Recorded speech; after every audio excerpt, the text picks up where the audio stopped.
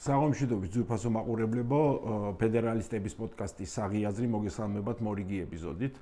სტუდიაში კი ეთერში უკვე ტრადიციულად გიგა ბოკერია და მე თენგო კირთაძე ვიქნებით. სალამი გიგა. საღამოშიდობისა, ეთერში არ ვარ, თქო, მე მგონი ეს ძველი პერიოდის გაქროთ. ეთერში რო იხავე. ხო, ეთერი, ხო, პოდკასტ სხვანაირი სპეციფიკა აქვს. დღევანდელი თემა, რაზეც გადავწყვეტეთ ვისაუბროთ, ძალიან მნიშვნელოვანი საკითხია იმ თვალსაზრისითაც, რომ ერთის მხრივ კონკრეტულ ინდივიდებს უქმნის საფრთხეს და მეორეს მხრივ კი მთელ საზოგადოებას შეიძლება ძალიან ფუნდამენტური რისკები შეუქმნას მათ ჯანმრთელობას, საკუთრებას, სიცოცხლეს. ჩვენ გვინდა ველაპარაკოთ კრიმინალზე, ზოგადად კრიმინალის, არ ვიცი, ინსტიტუციონალიზება სწორი გამოთქმა თუ არა, გვაქვს თუ არა მსგავსი ვითარება, ცოტა დავაზუმოთ ბოლო წლების მოვლენებს, რომ რაღაც სურათი გამოიკვეთოს და ამ სურათიდან გამომდინარე შემდეგ გავაანალიზოთ თუ რა საფრთხების წინაშე დგას ჩვენი საზოგადოება დღეს საქართველოში. ხო, მეც საღამოშიდობისა ყველას ვინც ვიყურებს, ვინც გვიყურა მომავალში. მადლობა ყურადღებისთვის მათ და მოთმინებისთვის, რომ ჩვენს დისკუსიას ბოლომდე მიადევენ თვალყური. ხო, ანუ ძალადობა და კრიმინალი ეხება კონკრეტულ ადამიანებს, ყველას ერთდროულად არ ეხება ხოლმე სხვა ვითარებაში. პოტენციურად ხო ყველაზე აისახება, ხო, ვისაც დღეს არ ქონია შეხება, შეიძლება ქონდეს ხვალდაზე თუ ვითარება უარესდება ან თუ ვითარება მძიმეა და ზოგადად საერთოდ ჯამში რომელიც არ შეეხოს რომელიღაც კონკრეტულ ადამიანს გარკვეული პერიოდის განმავლობაში კეთილდღეობაზე აისახება, იმიტომ რომ თუ ეს ვითარება მძიმდება კრიმინალური ვითარება, ეს აისახება შემოსავალზე ყველასი. ანუ ქვეყანა როგორ მდგომარეობაშია ეკონომიკურად, კეთილდღეობით.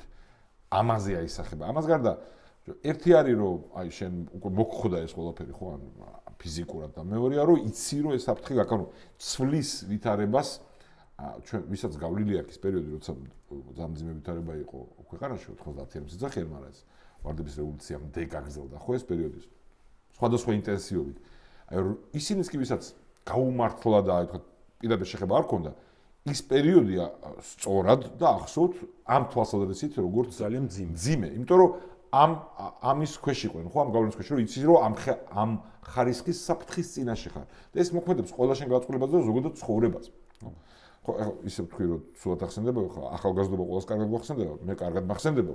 ხო, მე კარგი იყო, ხო, არ გვიშლის ხელს იმის გაცნობიერებაში, რომ ის უბედურება, რაც ჭირდა ამ ქვეყანას, როცა ნორმად იყო ქცეული შეკვეთილი მკვლელობები, კრიმინალურ ბანდებს შორის დაპირისპირდა მკვლელობები, მოტაცებები, და ზოგადად გავლენა ამ ჯგუფების ადამიანების ცხოვრებაზე, ეკონომიკურ ცხოვრებაზე, საზოგადოებრივ ყველაფერზე, ხო? და რამდენი ახალგაზრდა დაიღუპა პირდაპირ როგორც მსხვერპლი ამ ძალადობის. ან როგორც მე არ მიყვარს ხოლმე ახლა მსხვერპლად რომ გამაყავ თვითონ ვინც მე ძალადობას ჩადის, მაგრამ შეიძლება ითქვას, ხო, ვინც ამ ვითარების გამო მე თვითონ ნაწილი გახდა ამ ამბის, ხო? იმიტომ როცა ეს ნორმა ხდება, როცა ეგ ამ ეს ცხოვრების წესი, ეგეთი ჯგუფების სიძლიერე, ხო, აქ ჩვენთან ქურდული გაგება იყო, ხო, ეს ტრადიცია, ხო, როცა ამ ყველაფერს მე ავტომატურად იზრდება შანსი, რომ მოქალაქეები, ახალგაზრდები, ვინც სხვა ვითარებაში ამ გზას არ აირჩევდნენ, აღმოჩნდნენ თვითონ ნაწილი ამ ბოროტებისა. მოგ გამიგრძელა ძალიან შესავალი კიდე ერთხელ, მაგრამ მე მგონი შეგვიძლია რომ რამდენიმე დაუბრუნდეთ დღევანდელობას. შევარჩიეთ და ამ კოლაჟს ვაჩვენებთ ახლა მალე მაყურებელს. რომ გავიხსენოთ ეს ძველი кейსები და იმ პრინციპით შევარჩიეთ, რომელიც საკმაოდ გახმაურებული შეიძლება. ხო, არა, ჯერ სად ვართ ახლა, რა ხდება ახლა? ეგ არის ამ კოლაჟის შინაარსი, რაც გამოჩნდება და რასაც ახლა განსაკუთრებით რითიც იწყება განსაკუთრებით. ერთ-ერთ კამერაში ჩანს, რომ კილერი ლევან ჯანგველაძეს სროლამდე რაღაცას ეუფლება. ამის შემდეგ კი პირველ ტყვიას ახლო მანძილიდან ესვრის. ჯანგველაძე ეცემა და გაქცევას ცდილობს. გარბის მასთან ერთად მყოფი პირიც, თუმცა მკვლელი ედევნება და ჯამში 9 ტყვიას ესვრის. ლევან ჯანგველაძე ადგილზევე გარდაიცვალა.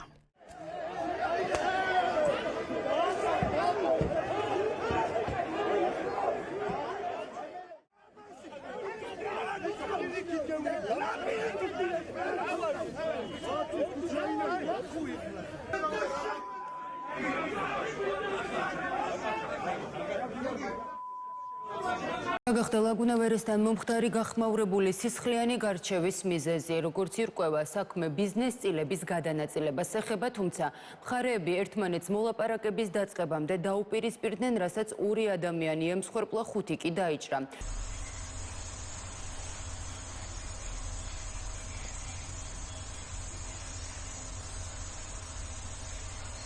Patrone. Მისი მონათხრობი მთლიანად ემთხვევა იმ კადრებს, რაც 16 მაისს ჩხუბიდან მალევე გავრცელდა. Ამ დროისთვის ვიდეომეთვალყურეობის სისტემას ექსპერტიზა უტარდება და სავარაუდოდ მათ არც წაშლილი ფაილების აღდგენა გაუჭირდებათ.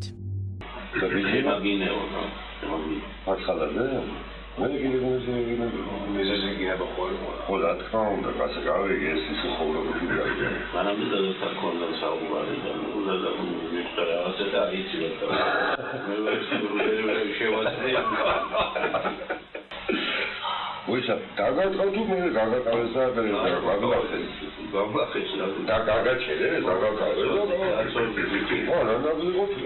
ხო, ნახეთ, დავიწყოთ მოდი პირველი ლევან ჯანგველაძის ხო, ამბავი, ხო? ამბავი ეხლა რაც ნახა მაყურებელმა. რას მოყვა ეგ, ეგეც მაინც უნდა თქვა, მე ვიცი რომ ვინ ჩვენ გვიყურებს შეიძლება იცის ეს, მაგრამ მოკლედ მაინც უნდა თქვა, ხო, რომ ანუ თბილისში მოხდა მკვლელობა ადამიანის, რომელიც დაკავშირებული იყო მოსკოვში ქართული წარმოშობის ორგანიზებულ დანაშაულთან. ხო, ორგანიზებულ დან მსხვილ ბიზნესთან, ხო? თვითონ არჩევენ ხოლმე ამას, მაგრამ საზოგადოდ ცნობილი ამბავი, არ ვჭორავთ ეხლა ჩვენ, ხო? მოხდა ეს ცენტრში და მალევე გაირკვა, რომ ოფიციალური ბრალდებით ამას ჩართული იყო კი არა, ამის დამკვეთი იყო ყოფილი გენერალური პროკურორი, პერსონალურად დაახლოებული პირი ივან შულთან, ოთარ ფარცხალაძე, ეს რომანოვად იწოდება, ხო, რომელიც ახლა ძებრაში არის და მათთან დაკავშირებული კრიმინალური ჯგუფი თბილისში, ხო? და ეს ჯგუფი ფარცხალაძის ხელმძღვანელობით გახდა სამიზნე ივანიშვილის რეჟიმისა ამ ამბიდან ცოტა ხანში და ეს ყველაფერი დაემთხვა მათ შორის პოლიტიკურ თანამდებობებზე ცვლილებს, ხო? კი, ეგ პერიოდია. შენასაკთა მინისტრი, სუსის სუფროსი, რიგი მინისტრების ყოფილი პრემიერის დევნა, მე არ მზახურებს ერთდაიგივეა, მაგრამ ამ შემთხვევაში როცა ლაპარაკია, რომ ეს ერთდროულად ხდება და ჩვენ ვიცით და თვითონ ბრალდებითაც და ყველა გარემოებით ირკვევა, რომ ეს ჯგუფი, ვისაც ბრალადდება ეს ყველაფერი და მისი ხელმძღვანელი მინიმუმ შერწყმული იყო, ხო, არსებულ რეჟიმთან.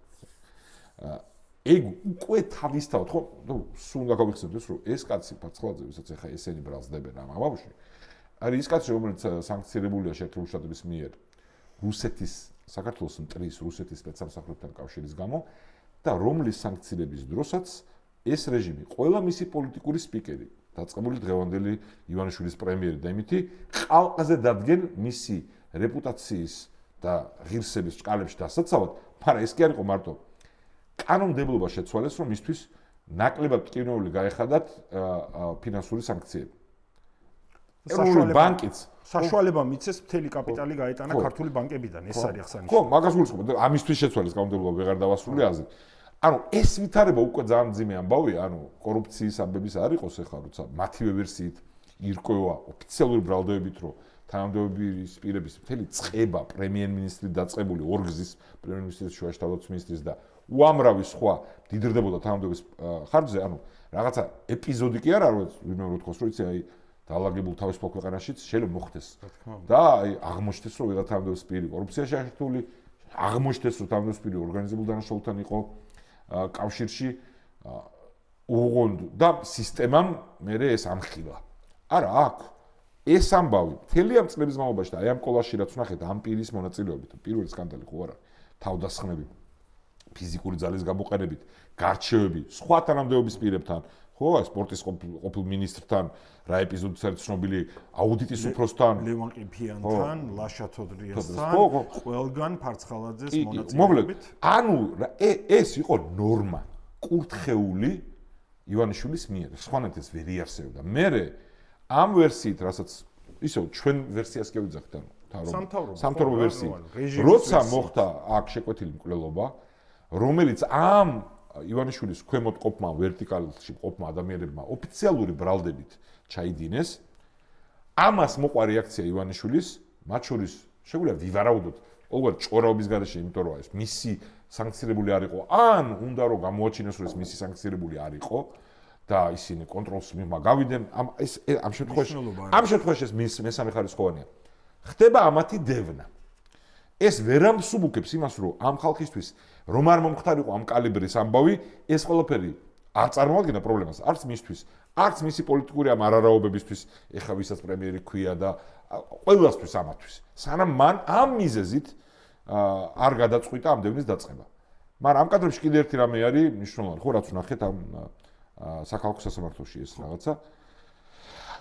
ორი დღე ზედიზე. ხო, თან მე ერთ დღეს განსაკუთრებით ხო, რომ რაღაცა დიდი ჯგუფი ადამიანების აშკარად ძალადობრივი ჯგუფები, თვითონ ლექსიკა, ყველაფერი კრიმინალური არსის, ქუჩის და ამ შილის წარმომადგენლები, დიდი რაოდენობით ორგანიზებულები, იქ უკვე სამიზნედ ამოღებული ყავს ის ჯგუფი, რომელიც დღეს დევნილია, ანუ ყოფილი ხელისუფლებასთან შერწყმული ჯგუფი, რომელიც დღეს დევნილია.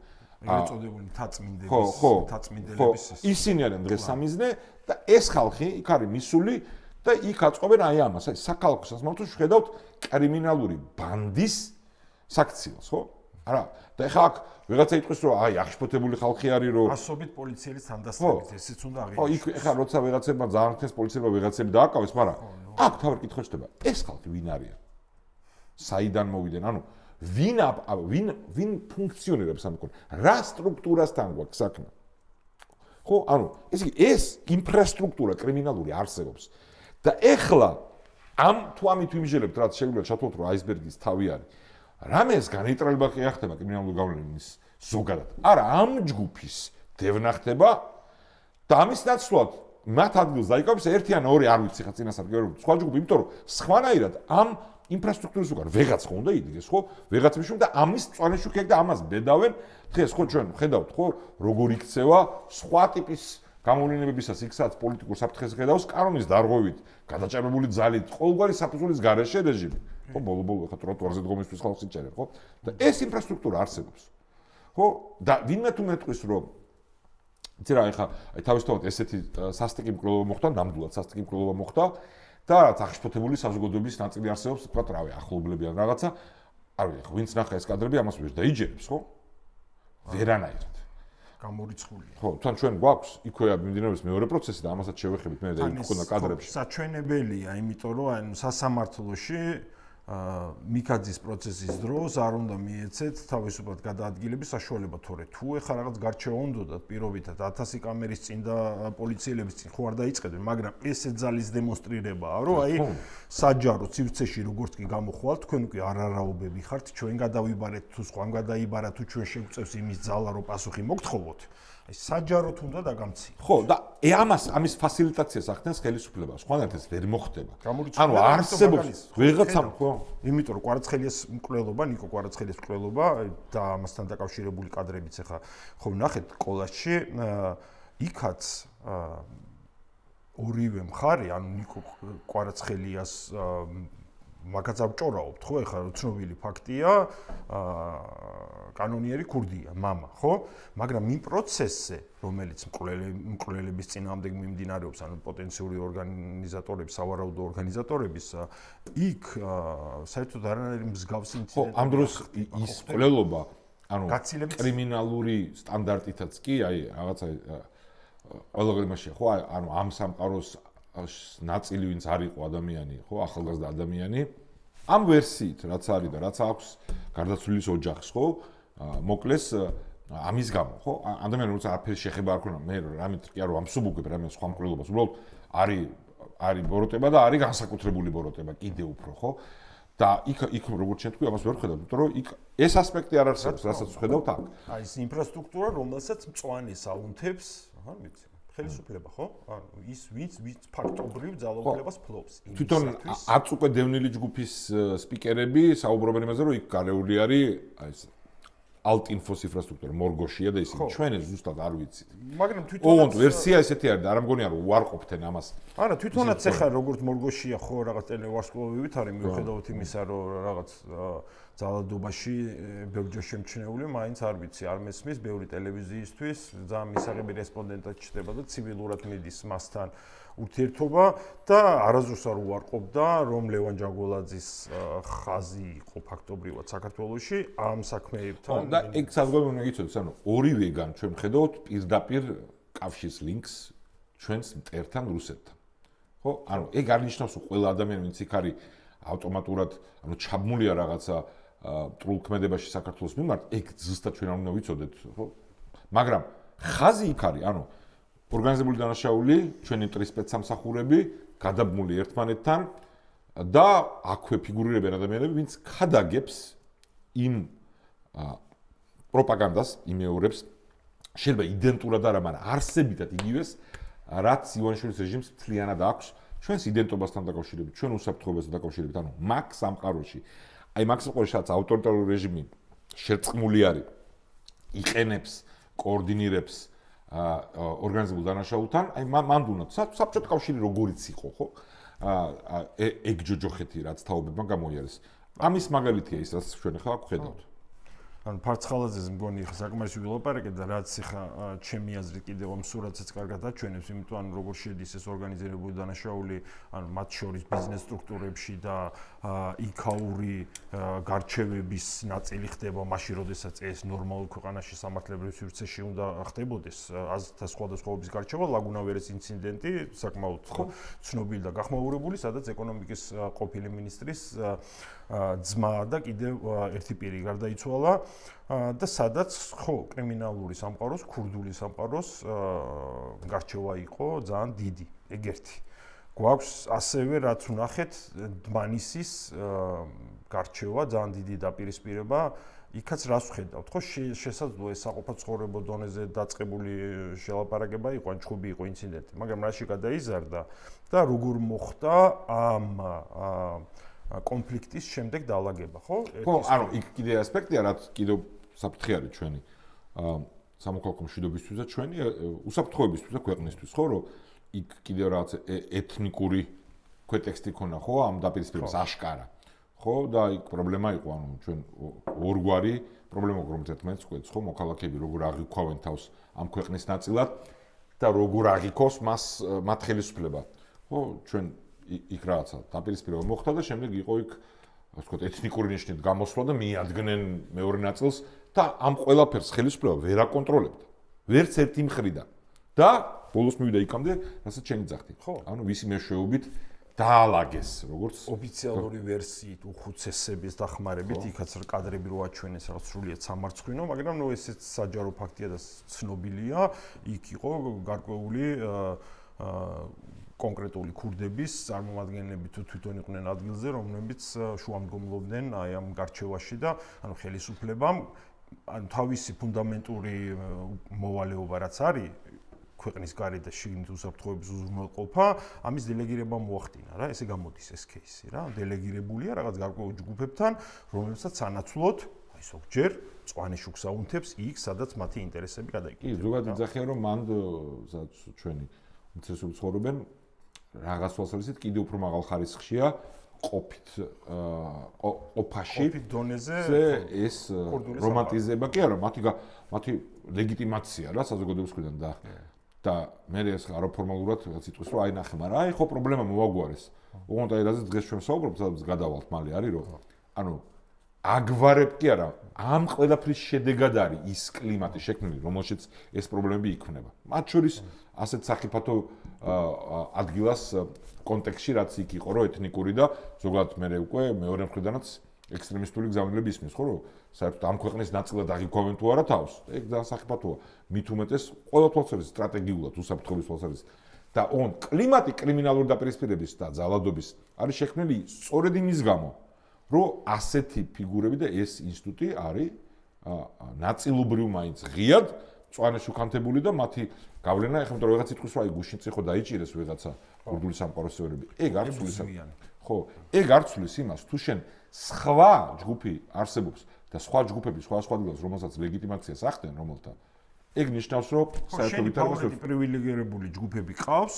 და ეგ საერთოდ არ გამორიცხავს იმას რომ კონკურენტებს პირიქით შენდევნი იმ ჯგუფების ინტერესების დასაკმაყოფილებლად ესეც ბევრჯერ გვინახავს მთელი ამ პერიოდის განმავლობაში, როცა თითქოს ქურდებთან დაკავშირებით ჰქონდათ ისეთი ხაზი, რომ აი ჩვენ არანაირი ტოლერირება ამის არ ხდება, მაგრამ რიგი ქურდების, რომელსაც საქართველოში აბრუნებდნენ, ხდებოდნენ ციხეში რაღაც პერიოდის განმავლობაში და ნაწილს, არ ვიცი, აეროპორტებში ხდებოდნენ და ხელშეუშლებლად ქვეყნის დატოვების საშუალებას. ან მინიმუმ თუ ფიზიკურად აქ არ ჩერდებოდნენ, მათ ინფრასტრუქტურას არა თუ არ ეხებოდნენ.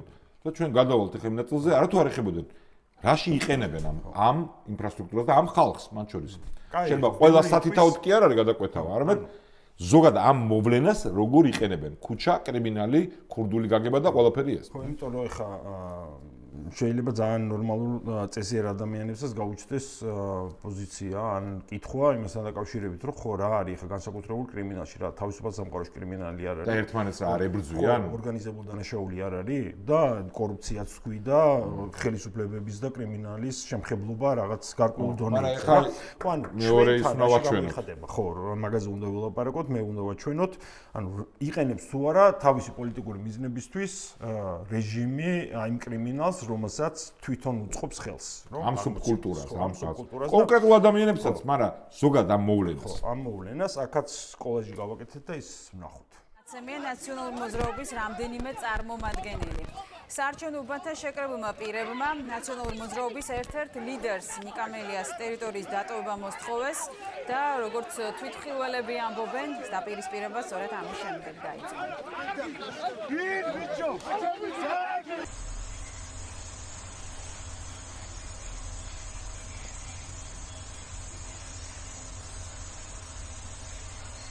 ერთი შუკაკიძე კანონიერი ქურდი, რომელიც გდანში არის.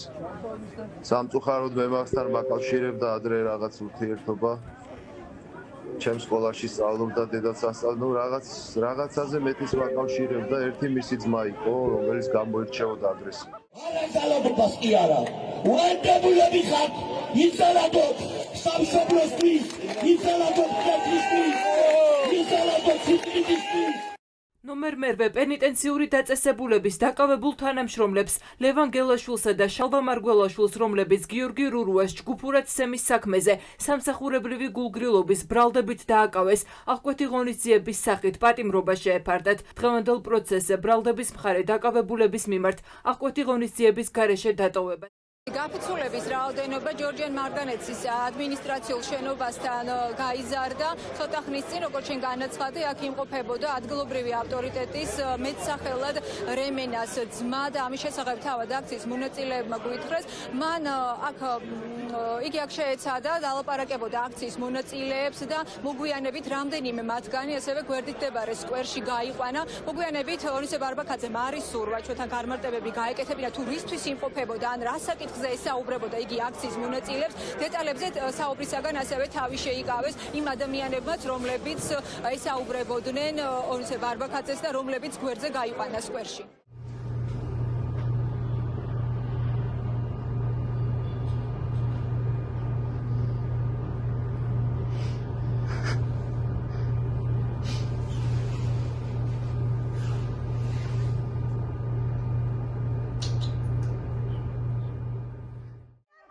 პოლიცია ადგილზე არ არის.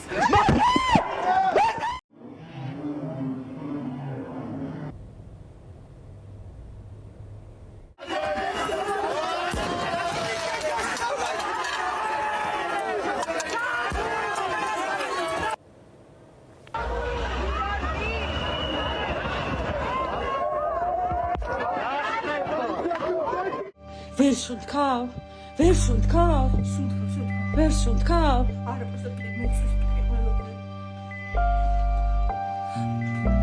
ანუ დავხდენ ახლა. ძალიან ბევრი აქ ისე არ გამოვიდეს რაღაც 1000 რამშება გამოგვრჩა. ხო, ან უბრალოდ სურათის დასახადად. ის რაც ყველასთვის ცნობილი ფაქტებია და საზოგადოების ყურადღება მიიქცია, აი ამაზე გვინდა, ამაზე დაყრდნობით რომ გავორჩიოთ, თორე ჯერ თვითონ აქვთ გახსნილი გაცილებით მეტი ფაქტებია მომხდარი, რომელიც საერთოდ დოკუმენტირებული არ გვაქვს ჩვენ და ძალიან ბევრი ფაქტია, რომელიც საერთოდ გახსნამდეც არ მიდის, ხო ვიცით ახლა. ხო, რა თქმა უნდა. ამიტომ ზოგადი სურათის ანახავთ რა. ეს ცნობილი არის, არც კი ვიცი რომელი გახსნილიც რა, ეხლა აქედან როცა არაფერი არ გახსნილი. ნახე. რაც ეხლა ვნახეთ. ხო, ეს არის ყველა გაუხსნელი ხო, თანაში. ანუ ყველაფერი ცნობილია, ანუ ყველაფერი ზოგ ცნობილია. შემთხვევაში საერთოდ ემის ახალგაზრდა აქტივისტი თავდასხმა რო არის, იქ ყველაფერი ჩანს. ხო, უნივერსიტეტის წინ. უნივერსიტეტის წინ, როდესაც დაისხენ თავს, არ ვიცი, იქ დაახმ მე ადრე დავთვალე, ანუ გავიარო და ისე კი არ ვეძებდი, უბრალოდ რომ ტრიალდებოდი, ხედავდი და 30-მდე კამერა მარტო მე დავინახე აი პერიმეტრში. რა და ხო წარმოგიდგენთ რა რაოდენობის კამერები იქიდან ადამიანი ისე რომ მისი იდენტობა ვერ დაადგინოთ, ან რომელსაც ნიღაბი არ გააჩნია, შეუძლებელია. დღევანდელი საშუალებებით რაც ამათ აქვთ, ხო? ხო, არა, იქ გამოაქვეყნეს კიდევაც თუ ჩანს კადრში, არა, ანუ ჩვენ გვაქვს, ნუ, რამდენი ალბათ ათობით ესე თავისუფლად შეგვიძლია ვთქვათ შემთხვევა პოლიტიკურ ოპონენტებზე, აქტივისტებზე, ოფისებზე თავდასხმა და შემდეგ ესე დეკლარირებული პრაქტიკა არჩევნების წინ, არჩევნების დროს, საარჩევნო უბნებზე, იქაურ ამბებში, ღიად ზოგ შემთხვევაში აქ პირდაპირ ორგანიზებული დანაშაულის წარმომადგენლები პირდაპირ ვერტიკალით ცნობილია, რაც ჩანს, მაგრამ სადაც ეს ცნობილი არ არის, ეს არ ცვლის არსებითად არაფერს, რომ თვითონ ეს ამ ტიპის კულტურის, ამ ტიპის ჯგუფების კულტივირება ჭირდებათ აი ამ ამბისთვის. აი უბრალოდ აშკარა ეს არ არის რაღაცა პოლიტიკური ოპონენტის მოგონილი ბრალდება, ხო? ხო, არა, თან ხაზია რა, ანუ შეიმჩნევა ხა ის შემთხვევები, რაც უნახეთ, ეხლა რაც ვაჩვენეთ, ზუსტად აჩვენებს, ანუ პოლიტიკური ოპონენტები, დევნის ობიექტი, მათ წინააღმდეგ ჩადენილი დანაშაულის გამოძიება არ ხდება. კრიტიკული მედია, ანუ განსხვავებული ას, რომელიც ხელისუფლებას ამ ხელს ეს არის ზოგადადაც დემოკრატიულ საზოგადოებაში მედიის დანიშნულება, ხო? მაგრამ ნუ ამათ სხვანაირად ესმით. ჟურნალისტების წინააღმდეგ მიმართული, პოლიტიკური ოპონენტების წინააღმდეგ მიმართული, აქტიური ახალგაზრდების წინააღმდეგ მიმართული, რადგანაც დასკვნა თავისი გაკეთებული, რომ ახალგაზრდების პროტესტი შესაძლოა ისეთი რისკის შემცვლელი გახდეს, რომელსაც შემდეგ ასე მარტივად ვერ აკონტროლებენ, ამიტომ დევნიან ახალგაზრდა აქტივისტებს ყველას.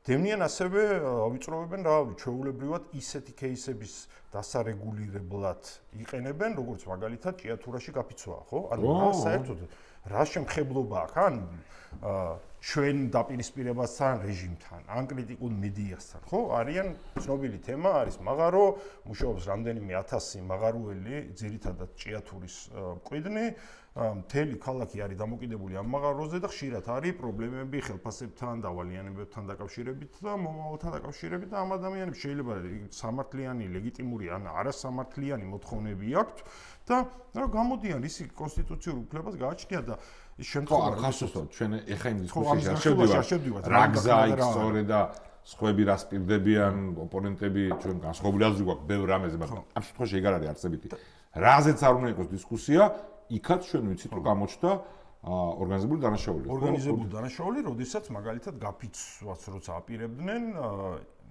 მოსალაპარაკებლად რომ არ გაფიცულიყო მიუგზავნეს კრიმინალური ავტორიტეტი რემენას ძმა ხო ანუ ხო ხდები რა შრეებშია უკვე ჩასული მაიყო თუ ბიძაშვილი ნიშნობა არ ვიცი მისი სოციუმის ნაწილი ასევე ამ მგონი სწორად გახსოვს მაგრამ ასევე ამ სუბკულტურის წარმომადგენელი რომელმაც ანუ ხელისუფლების დაკვეთით იშუამდგომლა ხო წარმოგიდგენთ როგორი იშუამდგომლა მაგათი ხო და მიაღწია იმას რომ გაფიცვა მაშინ დაგეგმილი რაც იყო გადაიდო ანუ არათუ მარტო რაღაც სიფრთხე რომ ბიზნესი აკონტროლო, იმიტომ ზოგჯერაც არის რომ რაღაც კონკრეტული ბიზნესები, მაგალითად დასავლეთში ყოველთვის არის პრობლემატური, იმ ქვეყნებშიც კი სადაც პროსტიტუცია მაგალითად ლეგალიზებულია, მაინც თავისი ხო ბუნების გამო ამ ლეგალური საქმიანობის ბუნების გამო არიან ხშირად მაინც კრიმინალური ჯგუფები ჩართული ამ ბიზნესებში, ლეგალურ ბიზნესში, ხო?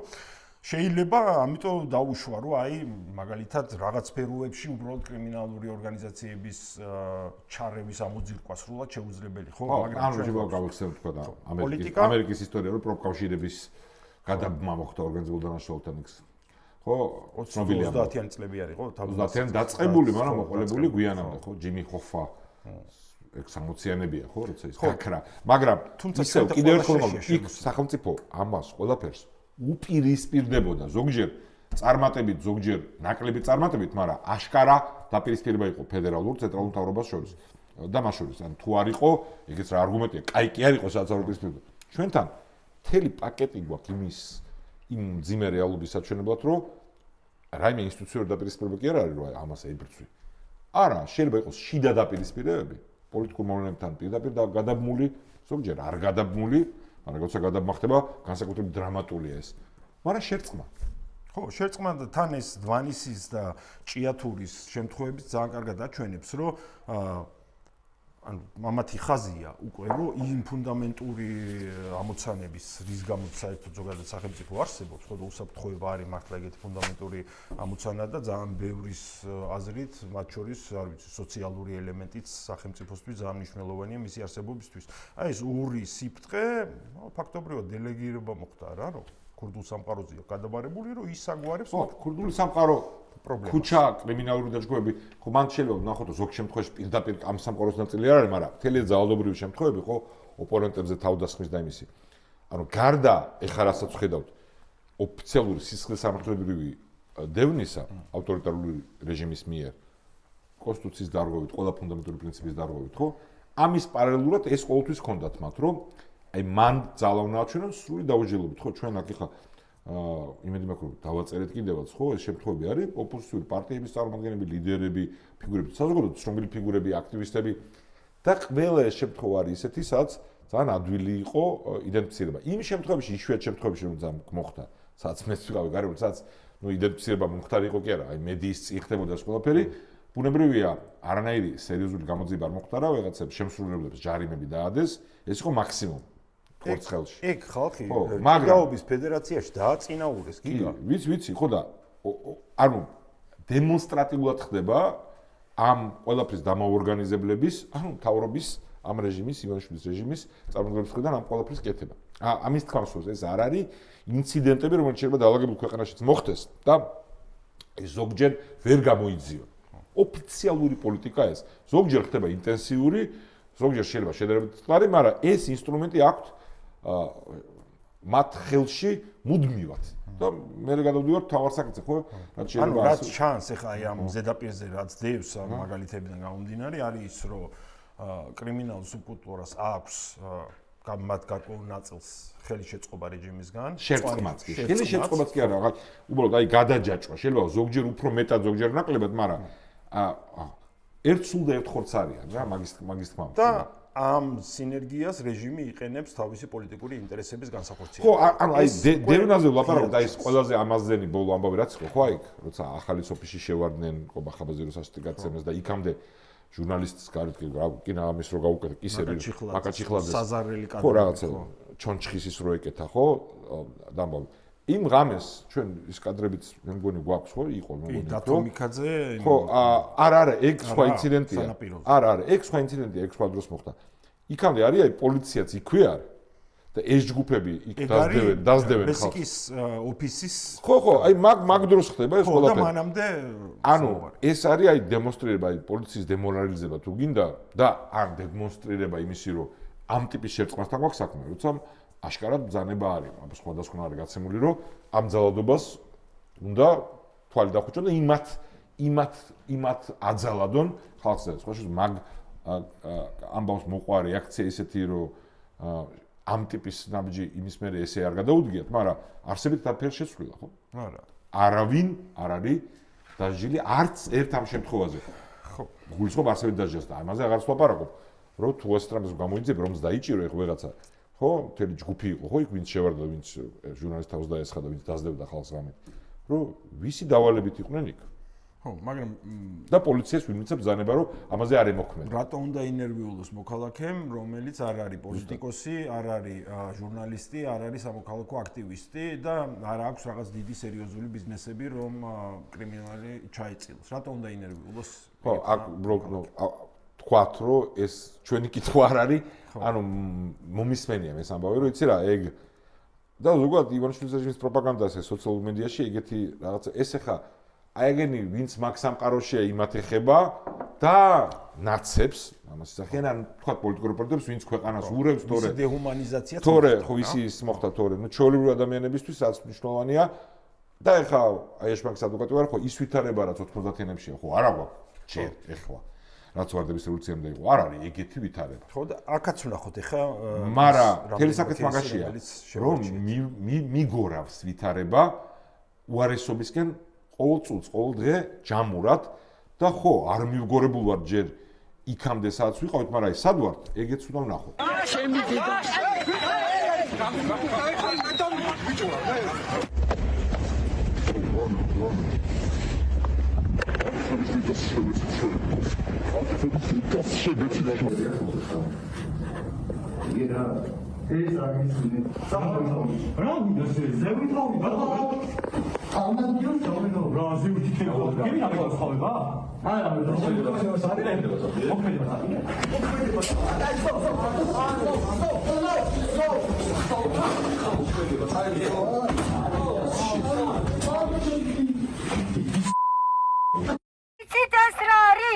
ეს არის გიგას თავის ქალის სურათები. დავდებ ამას და ხმამაღლა ვიტყვი. იცით რატომ ხვირი? იმიტომ რომ მე არ მჯერა. ის პროკურორი ჩამოვიდეს, ვისაც ჯერა. რომ ჩემი ჯანმრთელი 28 წლის შვილის თავის ქალა აი ამ წითელი ნიშნებით ნახეთ ხალხო. აი არ ვიცი ჩანს თუ არა. შუბლიდან ცხვირამდე არის გატეხილი, გახეთქილი. საქართველოში მოსულა მასწავლებლის მოკლა. მე ვფიქრობ, ეხლა რაც ვნახეთ, არის ერთი ის, რომ ხო პირდაპირ კავშირი შეიძლება ეგრევე არ გამოიკვეთოს, არის პედოფილიის ეპიდემია საქართველოში, ანუ უამრავი შემთხვევა პედოფილიის. არა, მაგრამ ჩვენ კლასიკური ძალადობრივი დანაშაული და ეს ამაზდენი ამბავი. ფაშისტურ დაჯგუფებებზე, რაც ბოლო პერიოდში მანამდე წლების განმავლობაში გვესმოდა, ძალიან ბევრი ხუმრობდა ამ თემასთან დაკავშირებით, ქართული ფაშისტი არ გაიშვა არსად, ანუ მომისმენი ეგეთი რაღაცეები. და გიგა ავალიანის საქმე, რომელიც წინა წელს მოხდა, კვლელობა, მინიმუმ სხეულის განზრახმძიმე დაზიანება, რომელიც დამთავრდა ადამიანის გარდაცვალებით, ხო? ანუ ფაშისტურ ანუ კრიმინალ ძალადობრივი შემთხვევების ახალგაზრდებს შორის ანუ პირდაპირ ვინც კავშირში არ არის რაიმე ორგანიზებულ კრიმინალ დაჯგუფებასთან, ანუ ჩვეულებრივი მოქალაქეებს რაც შეეხო დაყაჩაღებები, კვლელობები. აქ ჩვენ სტატისტიკა არც გვაქვს რეალური, ჩვენ ვიცით ეგ ისტორიაც უნდა გავიხსენოთ, ხო, თავის დროზე იმეშევის რეჟიმის მოსვლათან ცოტა ხნის შემდეგ ისინი მხილებული იყვნენ ოფიციალურ სტატისტიკის გაყალბებაში. და მე დახურეს ეს სტატისტიკა, შემდეგ გაიხსნა გახარია. შემდეგ გაიხსნა, მაგრამ ნდობა არის 0. კვლავ და ვინც ამ ქვეყანაში ცხოვრობს, ყველა მიცის, რომ ჩვენ გვაქვს ყველგან, მათ შორის აი ამ ტიპის რაღაცა მოძალად ჯგუფთან კავშირშიც რო არ არის, ისეთი ტიპის და აი ვინც ადევნებს თვალყურს, იცის, რომ ბოლო პერიოდში, ბოლო წლების განმავლობაში დაბრუნდა მანქანების ნაწილების ქურდობა. განსაკუთრებით ზოგიერთ რაიონებში. ანუ ეგ ნიშნავს, რომ გასაღების ბაზრებიც არსებობს, ეს არის რაც პრობლემა რაც აღმოიფხვრა თავის დროს. ანუ მთელი პაკეტი გვაქვს ყველა მიმართულებით მდგომარეობის გაუარესების და მათ შორის აი ამ აზრზენი კადრებით უნდა თავად გაასაჯაროეს მოძალადე ჯგუფებისა, რომლებიც ესე ირჩევდნენ ადამიანებს სხვადასხვა მოტივებით და ამას იღებდნენ ამ ყველაფერს, ამ სისასტიკეს. ისევ უნდა გავიმეოროთ, რა თქმა უნდა, დაალაგებულ თავისუფალ ტრადიციის მქონე თანამედროვე სახელმწიფოებრიობის ტრადიციის მქონე ქვეყნებშიც შეიძლება მოხდეს იზოლირებულად ეს შემთხვევა. მაგრამ ტენდენცია აშკარაა ჩვენ შემთხვევაში. ხო, აშკარაა და მეორეს მხრივ კიდე აჩვენებს, ანუ პრიორიტეტების სრულ არევას, ხო, როდესაც ჩვენს სხვა პრიორიტეტებით მოძრაობ, არა, იმით რაც არის სახელმწიფოს პირვანდელი ვალდებულება, არამედ საკუთარი ძალაუფლების შენარჩუნებით მოძრაობ და სინერგია გაქვს ორგანიზებულ დანაშაულთა და ინტეგრირებული ყავს ეს ფაქტობრივად ჩვენ სახელმწიფო სტრუქტურებში, ანუ შენ სხვა პრიორიტეტები გაქვს და როცა პრიორიტეტები არ არის სწორად განსაზღვრული, იქ ხო შენ ყურადღებას ვერ მიაქცევ ვერც ფაშისტური ჯგუფების, იმიტომ ხარ რა, ბევრ ხელისუფლებას ასეთ რეჟიმსაც შეიძლება არ აწყობდეს გამიგე, რაში აწყობს, რომ ქუჩაში ჩვენ არ ვიტყვით, რომ აი ეს კონკრეტული ჯგუფი მათ მიერ კურთხეული იყო. ანუ ტურისტს ვიღაცა თავზე რომ დაესხმება, ან გააუპატიურებს, ან ახალგაზრდებს, რომელიც გოგოს ხვდებიან და ჩაუსაფრდება და მოიტაცებს, აწამებს, ეგ რა თქმა უნდა არ აწყობს მსგავსი ტიპის კრიმინალი, იმიტომ იმ ნაწამები ადამიანის უკან დგას შეიძლება, არ ვიცი, საერთოდ სტატუს-კვო ამორჩეველი, ან ქართული ოცნების მხარდაჭერა ქონდა ჩვენ ეგეთი ერთი შემთხვევა, ხო? 5 ივლისის დარბევის დროს, როდესაც კეთი დოლიძეს შვილი გაალახეს, ანუ ქართული ოცნების დიდი ეხლა არა და მაშინ დიდი მეუღლის და მხარდაჭერის შვილი, როცა ანუ ვინც არაფერს შუაში არ იყო. საერთოდ ანუ მან რაც შენ თქვი ხა ის არის პირველი რესურსებს თუ უთმობ პოლიტიკურ პოლიციას, ყველაზე დიდს. ბუნებრივია რესურსთა ფოკუსი გაკლდება ეგეთ რაღაცებზე.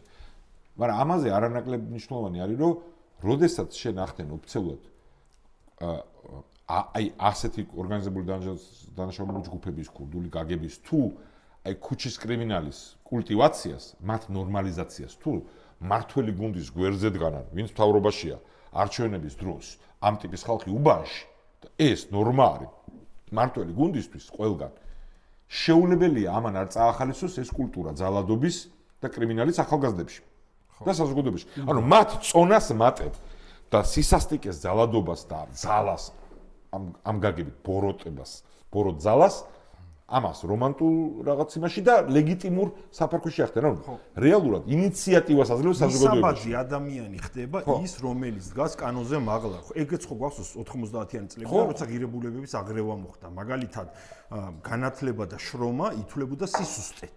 ხო, მარტო 90-ში არა, საბჭოთა პერიოდმა შექმნეს. 90-ებში ექსტრემალური ფორმა მიიღო, ეგეც საბჭოთა შედეგი იყო. მახსოვს 80-იანები და ამიტომ უფრო ჩემთვის არის პირველი შემხებლობა ამას არაც მქონდა 90-იანები და ხო, ანუ მაგალითად პრობლემატური იყო ადამიანი, რომელიც ცდილობდა წესიერად ეცხოვრა. ანუ ესწავლა ჯერ რაღაცა და შემდეგ საკუთარი განათლების შესაბამისად იპოვა სამსახური. ანუ სრული აღრევა მოხდა, იმიტომ პატარაობიდან ადამიანებისთვის და ახალგაზრდებისთვის იყო მისაბაძი ის, რომელიც პოლიციასთანაც ალაგებდა მაშინ, ბიზნესთანაც ალაგებდა, კანონი მას არ ეხებოდა და თბილისში კიდევ მეტნაკლებად მოხდა მოძირკვა ამ ფენომენის რაღაც პერიოდის შემდეგ, მაგრამ რეგიონებში დღეს განსაკუთრებული ვითარება, მაგრამ ამ მთელი წლების განმავლობაში უფრო მიმღებლობა იყო. მაგალითად, ხონში მეგობარი, რომელიც წარმოშობით იქედან არის, ხშირად ჩადიოდა და სულ ამბობდა, რომ აქაურობას არასდროს არაფერი არ შეელებაო, იმიტომ შენ შეგიძლია ნებისმიერიო 10 წლამდე ბავშვიო გააჩერო ხონშიო და 10-დან 8 გეუბნება, რომ მინდა კანონიერი ქურდი გავხდეო რა. ანუ იმდენად იყო ის სუბკულტურა ამ ქალაქში შესული, ხო? გასაგებია, რომ რამდენიმე ცნობილი კანონიერი ქურდი იყო ხონიდან და ამ გაგების და ამის ნორმალიზება მოახდინა ხელახლა ხელისუფლების დონეზე, ცენტრალურ ხელისუფლების დონეზე ივაშვილის რეჟიმმა. ხო, სადაც მნიშვნელოვანი ნაბიჯი ჰქონდა, ანუ არა მარტო ხელისუფლების დონეზე, არამედ საზოგადოების ცნობიერების დონეზე ჰქონდა წინ გადადგმული. ეგ არის ყველაზე დიდი პრობლემა რა, იმიტომ თუ ინსტიტუტების მიმართ ნდობა იკარგება, ნდობის დაკარგვა მარტივია, მაგრამ იმის აღდგენას შემდეგ ჭირდება ძალიან ბევრი დრო. მეორე ის არის, რომ ანუ შემხებლობა ჩვეულებრივ მოქალაქეებზე ვლაპარაკობთ, ხო? როცა ყოვლის მომსვლელი ხდება კრიმინალი, იქ პრობლემების მოგვარება არ ხდება ინსტიტუციური გზით, არამედ ხდება კრიმინალური გარჩევების გზით და ბიზნესზეც გავლენა. ანუ ბიზნესში წარმატებას განაპირობებს შემდეგ არა ის, რაც დასავლური ცივილიზაცია, რამაც გახადა წარმატებული კონკურენცია ჯანსაღი, არამედ თუ როგორ შეძლებს შენ ამა თუ იმ კრიმინალურ ავტორიტეტთან დალაგებას.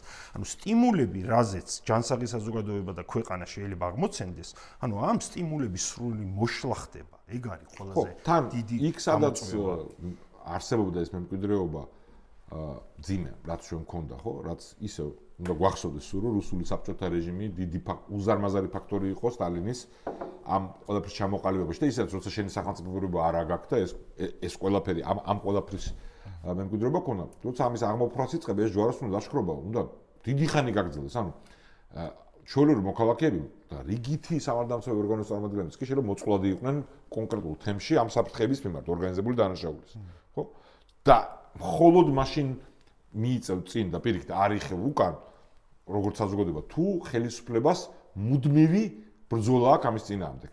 და ყველა მიცის რომ აი ყველგან აი ბოლომდე მოგწდება რა ორგანიზებული დანაშაულის წარმომადგენელს არ მოგეშვება ხელისუფლება ლეგიტიმური მეთოდებით რა თქმა უნდა და ეგ არის ამოცან რომ ეგრე იყოს და არ გაგახარებს თუ ესე არ არის თუ შენ ხედავ რომ ეს ხალხი მისაღებია ხელისუფლებისთვის ვისაც ძალაუფლება აქვს ერთად მოქმედებენ ან ხელსაფარებენ და მით უმეტეს შერწყმულები არიან ეგ ცulis თელ ატმოსფეროს კონკრეტულ თემში კონკრეტულ უბანში ხო ისე ვიმეორებ საბედნიეროდ ვითარება არ არის ისეთი მძიმე ოსპოში ესე გამოვლენებით რაც იყო ვარდების რევოლუციამდე მაგრამ იმიტომ რომ დიდი ნაბიჯი გადაიდგა ჩემი აზრით მაშინ წინ სწორ მიმართულებით ბრძოლაში ჩვენ დაუბრუნდებით წარსული საკითხს რომ არ გამოვიდეს გვერდია უარე მე პირადად ამას მაგრამ ეხლა პირიქით მოძრაობთ, უკან მივდივართ. ხო, ანუ ძალიან ცუდი დინამიკა გვაქვს, ყველაფრიდან გამომდინარეობს ჩანს, ანუ ინდონეზია უკვე შერწყმა და ანუ დაალაგების კულტურა ისევ გაჩნდა და ანუ მაგ кейზზე შეგიძლია მე შემდეგ ილაპარაკო, როცა ეს ხო, არა, მან მივალ, უბრალოდ მინდა თქვა და რა მე ხა მოვჩები ამას რის თქმა მინდოდა, რომ ანუ დაალაგების კულტურას რატოა ცუდი მაგალითად ჩვეულებრივი რიგითი მოქალაქისთვის, რომელსაც იმ მომენტში შეიძლება საწინააღმდეგო ამ დაალაგების საერთოდ არაფერი არ ქონდეს რა, რომ ანუ ზემოთ ნიკო კვარაცხელიას მკვლელობა ვაჩვენეთ, ხო? და ერთ-ერთი ორგანიზატორი, რომელიც ახლა რეჟიმის ვერსიით რამდენიმე დღის წინ გავიგეთ, არის ბუსა ჟვანია, რომელიც იმ მომენტში, როდესაც ნიკო კვარაცხელიას მკვლელობას აორგანიზებდა, საერთოდ არ უნდა ყოფილიყო გარეთ. იმიტომ რამდენიმე წლით ადრე დაჭრა გოგი თობაძიშვილი, ანუ უსაზიზღრესად აჩეხა და ხო, კი, ნახამ სიკვდილის სიცოცხლის საფრთხე შეუქმნა. კი, და ძალიან გავლენიანი ადამიანის ჩარევის შემდეგ ხო, ეს გავლენიანი ადამიანი არის, როგორც გოგი თობაძეს აქ საჯარო დადასტურებული, რომ დედა, ანუ ბუსა ჟვანიას დედა დაუკავშირდა ბიძინა ივანიშვილის დახმარების თხოვნით და შემდეგ ბიძინა ივანიშვილი დაუკავშირდა გოგი თობაძეს და მუხლის გადაკვალიფიცირებასთან დაკავშირებით ხო რა ნუ არ გააპროტესტოვა რა ეს ჩვენ თვითონ გოგი თობაძეს სიტყვებზე დაყრდნობით, მაგრამ ეს მიდგომა, რომელიც მე ახალგაზრდობაშიც მახსოვს ხო და აი თქოს რაღაც აი ჰუმანურობის საფარქვეშտობა ბავშვების და ახალგაზრდების გადარჩენის ხო რომ აი როცა ეს ტრაგედია მოხდა კიდე ერთი სარალიძის ამბავი ხო? ხო. როცა ხორავას ქუჩაზე ხო და იქ აი ეს მოტივი მე მესმოდა არაუფიციალურად ტელევიზორში არ მახსოვს, შეიძლება ვიღაც ნათქვამიც ქონდეს ეს, მაგრამ ისე რომ ლაპარაკობდი ხო, იმიტომ რომ ჩვენ მაშინ მქონდა კომისია შექმნილი, ჩემი აზრით, ჩვენი საპარლამენტო ტრადიციისთვის გამორჩეული მაგალითი იყო, როგორ უნდა იმუშაოს საპარლამენტო კომისიამ, როგორც შინაარსით ისე ფორმითაც და შედეგითაც ხო გამოვლენით იქ სადაც ბრალის საყრელყანება საჭირო იყო და სადაც არა, მაგრამ აი გზავნილი როგორ იყო იცი ხო, ნუ აი იქით ბავშვები დაიღუპენ. და ეხა აქეთ რატო უნდა დაუღუპოთ ყველა ბავშვები? ნუ ეხა ერთი მიდის ციხეში, მაგრამ ყველას ხო არ დაუღუპოთ. რას მოიტანს ეგ ხო ამბავი ხო? ანუ და ეს ამით და მე ეს ადრე 90 წლებში როცა ეს უბედურება ჩვენ გარშემო ყველას გარშემო სხვა წესებით ხდებოდა, ეს საფარი სოისმოდა ვითომ ფსევდომორალური ხო? ონ სინამდვილეში არა მარტო უსამართლოა ეს მსხვერპლის მიმართ და ეგეც მნიშვნელოვანი ფაქტორია სამართლიანობის განცდა მსხვერპლისთვის ხო გარდა პრაგმატული შედეგებისა, მაგრამ პრაგმატული შედეგები ამ მიდგომის არის მეტი მსხვერპლი და მეტი შურისძიება და კრიმინალური გარჩევები და დაღუპვა და რაღაც თვალსაზრისით ისე მე არ მინდა გამოვიდეს თითქოს ვინც მე იძალა და ან მძიმეს დანაშაულს შეიდინა იმას რაღაცა მსხვერპლად განვიხილავ, მაგრამ იმ ახალგაზრდების დაღუპვა, ვისაც ხელი დააფარეს. ანუ ამ შემთხვევაში არ გულისხმობ აქ და უბედურება უკვე მოხდა. არა, ნაკლებად ძიმე შედეგებზე. აი იმ შედეგებზე, როდესაც არ დაიღუპა, ხო, მსხვერპლი გადარჩა და მოხდა ჩარევა და სუბუქად დაისაჯა ის, ვინც ასეთი ძიმე დანაშაულით შეიდინა. და მერე უფრო ძიმე დანაშაულს ჩადის. და ბოლომდე თავდება, ანუ ხო, რაც თავარია, სხვა ადამიანს ღუპავს, კლავს და თვითონაც ამ სამყაროში უკვე შანსი არ არის იქიდან გამოსვლის. მე არ ვიძახი რომ მაინდამაინც იყო შანსი ამ კონკრეტულ ახალგაზრდა შემთხვევაში გამოსვლის. მაგრამ თუ კი იყო, ის შანსი ხელიდან იქნა გაშვებული. და სხვა უამრავ შემთხვევაში და ამით მივდივართ ხო ახლა ეს ცნობილი ის რა მიდგომა კატეხილი ფანჯერის ხო შეერთებული შტატების დისკუსია ეს მიდგომა რომელიც ერთ-ერთმა პოლიციურ ფიგურამ ჩამოაყალიბა და მერე ნიუ-იორკში გამოიყენა ყოფილმა მერმა და იქამდე პროკურორმა ჯულიანემ სადაც იქაური სტანდარტებით ძალიან ძიმე მდგომარეობა იყო, ანუ აი ძალადობის 90-იანები, 80-იანი, აი რაღაც აი ბეტმენს ვინც უყურებს ან ცერი, აი ატმოსფერო იქიდან არის, რა თქმა უნდა, უტრირებული და სტილიზებული, რა თქმა უნდა, მაგრამ ამის გამოვლინებაა, ხო? და ხო, მიდგომა იყო, რომ ეს მიდგომა, რომ აი ძიმე დანაშაულს ვერ ბრძვით და დანარჩენზე თვალს ხუჭავთ, რომ ამან ეს ქმნის კლიმატს, რომელშიც მე ვერც ძიმე დანაშაულს ვერ ებრძვი. ამ შემთხვევაში სუბუქ დანაშაულზეც არა ლაპარაკი, აქ კიდე უფრო უარესი, ანუ როდესაც ცდილობთ რომ ნაკლებად დავსაჯოთ, იმიტომ რომ ბავშვები გადავარჩინოთ, ხო? უბრალოდ რა პარალელს ხედავ და საბოლოო ჯამში ვიღებთ უარეს შედეგს პირველ რიგში მსხვერპლისთვის, მაგრამ იმათვისაც ვინც მერე საბოლოოდ კრიმინალ მოძალადად ჩამოყალიბდა, ანუ ამ გზაზე ლოცვა კურთხევით უშვებს სისტემა. და ამიტომ გამახსენდა ეს კატეხილი ფანჯერის ამბავიც და აქვე რა თქმა უნდა მე როცა ვლაპარაკობ რომ წინა ხელისუფლებას წარმოადგენდა ეს კითხვა ვინც გვიყურებს შეიძლება ნაწილს მაინც გაუჩნდეს რომ კი მაგრამ აბა ის ხო არ იყო კარგი რაც იქამდე ხდებოდა როცა ჩემი აზრით მოხდა გარდატეხა და მოხდა უმძიმესი მდგომარეობიდან გამოსვლა ქვეყნის ორგანიზებული დანაშაულის ქუჩის კრიმინალის უკანონობის დისფუნქციურებს ამ ყველაფრიდან გამოსვლა როცა მოხდა რომ მაშინაც იყო სერიოზული პრობლემები და შენ წინასწარ ვსაუბრობდით ლაპარაკობდით ხო ნულოვანი ტოლერანტობაზე ხო ნულოვანი ტოლერანტობა იყო ანუ ერთ-ერთი სერიოზული ბრალდება იმ ცნობილ კადრებსაც ხო იმიტომ რომ გატეხილი ფანჯრის ამბავში შედის ნულოვანი ტოლერანტობა რომ ესე უნდა მივიდეს თუმცა ქართული პრეისტორიის გათვალისწინებით დიფერენცირება იქნება ყველა ვარიანტი საჭირო იმ ჩამკეთ მექანიზმებთან ერთად რაზეც შენი ლაპარაკე და რაც მაშინ პრობლემას წარმოადგენდა ხო სასამართლო დამოუკიდებელი ანუ პრობლემა თავარი იყო როდესაც სწორი ამოცანა ჰქონდა ჩემი აზრით წინა ხელისუფლებას რომელიც დაწილიც ვერ ვიყავი მე მიუკერძებული ნამდვილად არ ვარ ცდილობ რომ ვიყო ხო უკან რო ვიხედები ზუსტი სამიზნე კრიმინალი მოძალადეები ორგანიზებული დანაშაული და თან გადამწყვეტი და მასიური დაპირისპირება ამასთან მათ შორის კანონმდებლობის შეცვლა ორგანიზებულ ქურდულ სამყაროს დაკავშირებით რომელიც ერთ-ერთი თანაავტორი მე ვიყავი პარლამენტში სადაც იტალიის და შეერთებების გამოცდილების ნაზავი გამოვიყენეთ ხო მაგრამ თუ დამოუკიდებელი სასამართლო არა გაქვს და თუ რაც შენ თქვი მაინც არ ხდება დიფერენციაცია არაძალადობრივი ძალადობრივი დანაშაულის შორის ისეთი მკაცრი და პირველ შემთხვევაში ანუ ავტომატურად სიმკაცრე არის კომბინაციაში დამოუკიდებელი სასამართლოს არარსებობასთან ამან მოგვცა ის შედეგი ხო როდესაც მათ შორის რეაქციულმა ძალებმა ჩვეულებრივი კარგი მოქალაქეების განწყობები გამოიყენეს მანიპულირება მოახდინეს და იმის მაგალითად რომ ხელისუფლების შეცვლასთან ერთად ამაში მომხდარიყო კორექტირება უბრალოდ შემოატრიალეს ანუ დააბრუნეს გაგება რომ ანუ კრიმინალის რომანტიზება ხო ძეგლები დაუდგეს ხო და ვაკამის მაგალითიც ხო და ანუ წინ კი არ წავიწიეთ უკან წავიწიეთ როცა ხელისუფლება ლაგდება ორგანიზებულ დანაშაულთან და ამ დროს გზა წინ არის დიახ მუდმივი ჯვაროსნული ლაშქრობა ორგანიზებული დანაშაულის წინააღმდეგ ასევე სრული შეუწყნარებლობა თუნდაც არამძიმე დანაშაულის ოღონდ შანსის მიცემით პირველი შემთხვევაში განსაკუთრებით თუ ახალგაზრდასთან გვაქვს საქმე ხო და შემაკავებელი მექანიზმებით ხო ის რომ ჩვენ დროს მოხდა აღმოფხვრა იმ ხელისუფლების დროს ორგანიზებული დანაშაულის გავლენის ციხეებში ეს იყო აუცილებელი და რთული ამოცანა რომელიც იქნა მიღწეული მაგრამ რახან და როდესაც ამას არ მოყვა ფილტრები ადამიანის უფლებების სტანდარტის დაცვისა შიდა კონტროლი და გარე კონტროლი პოლიტიკური სისტემის მიერ მე იღებ იმას რომ თვითონ ხელისუფლება მთავრობა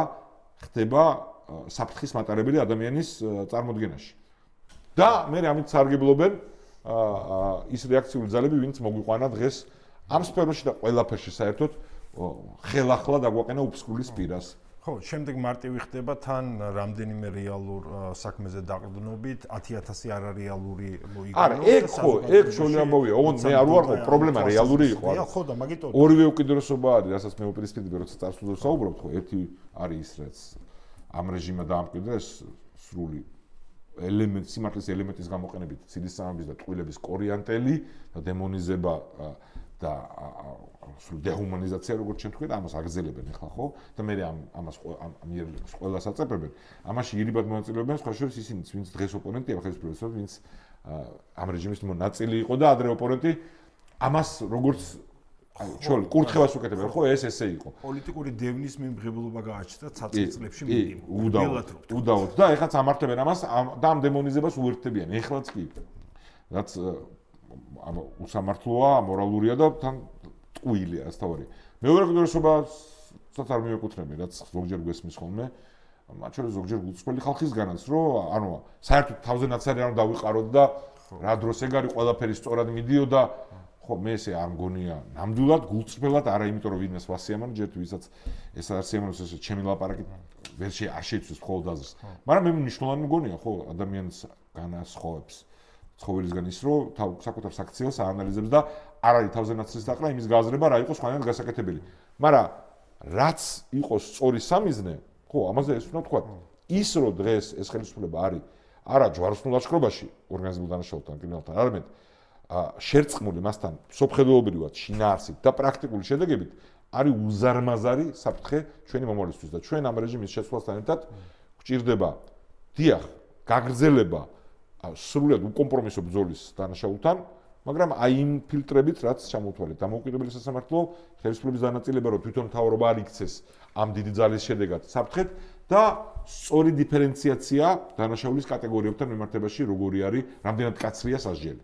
ხო, საუკეთესო გზა იქნება ჩემი აზრით, იმიტომ მოგცემ საშუალებას მართლა, ანუ შენი პრიორიტეტები და რესურსები განსაზღვრო ისე, რომ მთავარი სამიზნე ორგანიზებული დანაშაული იყოს, ნულოვანი ტოლერანტობით შეებრძოლო მას, ოღონდ ისეც არ მოიქცე, თითქოს რაც არ არის ორგანიზებული დანაშაული, ამის მიმღებლობა უნდა არსებობდეს საზოგადოებაში. ხო, კატეხით ფანჯრის პრინციპი სწორედ ეგ არის, რომ არც იმ მაგის მიმღებლობა არ უნდა არსებობდეს, იმიტომ რომ თუ მაგის მიმღებლობა გაქვს, აი ანტისოციალური კრიმინალური საქციელის, იქ მე იფურჩქნება ძიმე დანაშაულიც.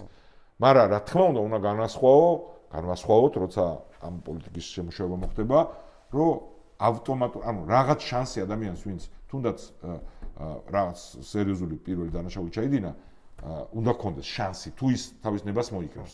ანუ სასჯელი აუცილებელი პირობაა დანაშაულის შემთხვევაში, რომ შემაკავებელი ეფექტი გქონდეს და ეგ არის სამართლიანობა. მაგრამ თუ იქ არ არის დაცული პროპორციულობა, მაშინ ის რისკებს, რომ უბრალოდ ციხის პოპულაცია კი არ იზრდება, რაც შეიძლება გარდაუვალი იყოს რაღაც დონეზე, ხო? იმიტომ რომ თუ დანაშაული ხდება, ადამიანმა პასუხი უნდა აგოს. არამედ ქმნი განცდას სისასტიკის თავრობის მხრიდან და ეგ სახიფათოა, განსაკუთრებით დამატებით სახიფათოა, მე ამას როგორ იყენებენ უსინდისო პოპულისტები და რეაქციონერები. ხო, ამის მიღმა ხა ეს ნაწილი ბოლოში გავედით უკვე, ანუ ბევრი მაგალითია რა, რომ ამბობენ, იმიტომ ცოტა რთულია იმის დაჯერება, რომ შეიძლება ჩამოშლა თუ შენ რაღაც გარკვეულ დინამიკას ხელს არ შეუშლი და ამას საფრთხედ არ აღიქვა ის რაც ხდება დღეს საქართველოში, ჩამოშლა საბოლოოდ შეიძლება მიგიყვანოს ჰაიტის მაგალითზე რა, რაც მოვიდა ჰაიტის, ხო, იმიტომ იყო კრიმინალი ინტეგრირებული სახელმწიფო სტრუქტურებში ფაქტობრივად, იმიტომ ჭირდებოდა ოპონენტების წინააღმდეგ კორუფცია, ორგანიზებული დანაშაულება, დაპირისპირებაში გაიმარჯვა კრიმინალმა და დღესაც ახლა მთელი პერიოდის ანუ ის ზალა შეიძინა, როცა რაღაცის გაწყობების მიღება საჭირო გახდა, იქ ოფიციალური ომია. და არსებობს, თქვა, არა ასე დრამატული მაგალითები, მაგრამ მექსიკის მაგალითიც ხო, ამხელა ქვეყანა, უზარმაზარი ძლიერი ცენტრალური მთავრობით რესურსების თვალსაზრისით, მაგრამ იმის გამო რომ ორგანიზებული დანაშაული კორუფცია ნაწილი იყო ცხოვრების ერთპარტიულ სისტემაში, რომელიც მათ ჰქონდათ ათწლეულები, როცა მათ შორის შეერთებული შტატების პოზიციის შედეგად და შიდა ფიზების გამო დაიწყეს ამ წესრიგის მორღვევა, აი დაპირისპირება გრძელდება უკვე 10 წლეულებია, ხო?